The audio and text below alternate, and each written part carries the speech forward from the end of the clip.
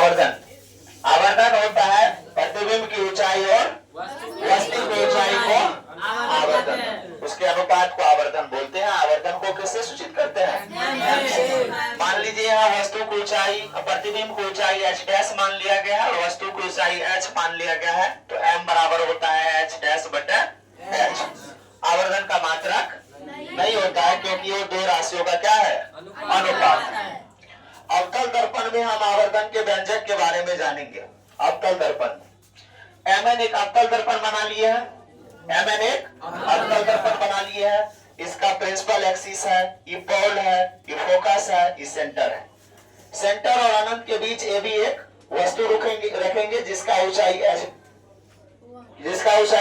h1 है, जिसका प्रतिबिंब सेंटर और फोकस के बीच बनेगा, वास्तविक बनेगा और उल्टा बनेगा, जिसका ऊंचाई हम लोग h2 मानेंगे। फोकस और पोल के बीच की दूरी को U से B से सूचित करेंगे, सॉरी क्योंकि यह क्या है? फोकस और पोल के बीच की दूरी के F से सूचित करेंगे, ठीक ना। ये प्रतिबिंब है, प्रतिबिंब और पोल के बीच की दूरी को B से सूचित किया जाता है। वस्तु और पोल के बीच की दूरी को U से सूचित किया जाता है। ये आप लोग पढ़े हैं, इतने चीज हम इसमें लिखे हैं ना। आप देखिए त्रिभुज ABP, त्रिभुज ABP, यहाँ A है, यहाँ B है, यहाँ P है, यानी ये वाला त्रिभुज ना।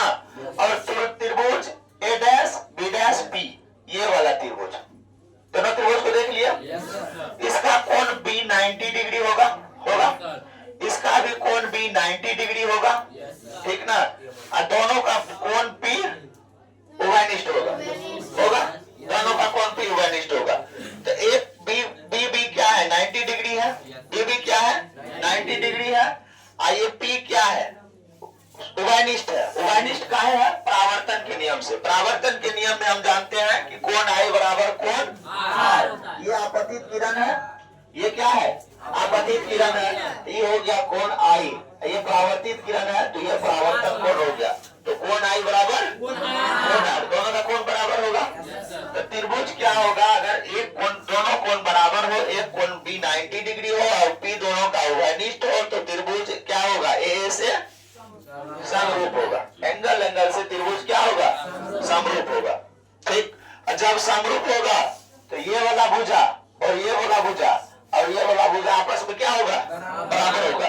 यानी A डैश B डैश भुजा और ये भी भुजा but B dash P, B dash B बटा BP, BP हो जाएगा समीकरण 1। यहाँ तक आकर किसी को समस्या है ना?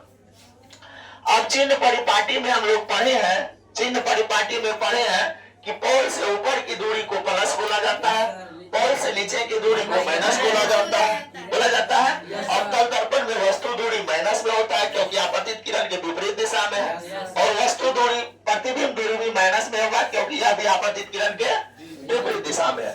इसलिए यहाँ पे चिन्ह परिपाटी में AB H1 वस्तु का दूरी है, प्लस में हो गया। A डैश B डैश प्रतिबिंब का दूरी है, नीचे है, पोल से माइनस में हो गया, कोई दिक्कत। BP वस्तु दूरी है, माइनस में हो जाएगा, और B डैश P प्रतिबिंब दूरी है, अवतल दर्पण में दोनों माइनस में होता है। कोई समस्या? अब इसको हम समीकरण 1 से देखेंगे। समीकरण 1 में क्या करेंगे? यहाँ पे है तो A डैश B डैश किसका दूरी है? प्रतिबिंब का ऊंचाई। किसका ऊंचाई? प्रतिबिंब का ऊंचाई।